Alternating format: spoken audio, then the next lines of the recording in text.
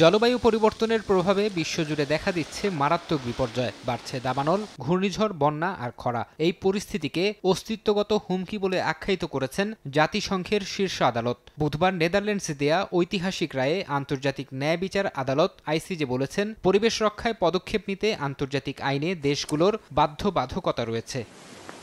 রায়ে বলা হয়েছে, যেসব দেশ জলবায়ু রক্ষায় প্রয়োজনীয় উদ্যোগ নিচ্ছে না তাদের বিরুদ্ধে আইনি ব্যবস্থা নেওয়া যেতে পারে। এতে করে ছোট দ্বীপ রাষ্ট্রগুলোর জন্য ক্ষতিপূরণ আদায়ের পথ খুলে গেল। আদালত বলেছেন, পরিষ্কার, স্বাস্থ্যকর ও টেকসই পরিবেশ একটি মানবাধিকার, যা লঙ্ঘিত হলে আন্তর্জাতিক আইন অনুযায়ী প্রতিকার চাইতে পারবে ক্ষতিগ্রস্ত দেশগুলো।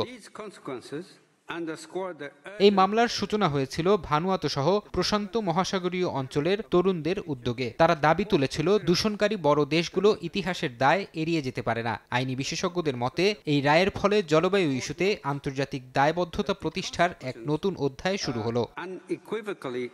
যুক্তরাষ্ট্র ও যুক্তরাজ্য সহ অনেক উন্নত দেশ এই মামলার বিরোধিতা করেছিল। তারা বলেছিল, জলবায়ু ইস্যুতে 2015 সালের প্যারিস চুক্তির মতো চুক্তিগুলোই যথেষ্ট। তবে আইসিজে তাদের যুক্তি নাকচ করে জানান, প্যারিস চুক্তিতে স্বাক্ষর না করলেও বা ভবিষ্যতে সেখান থেকে সরে গেলেও জলবায়ু রক্ষা করতে প্রতিটি রাষ্ট্র আন্তর্জাতিকভাবে বাধ্য।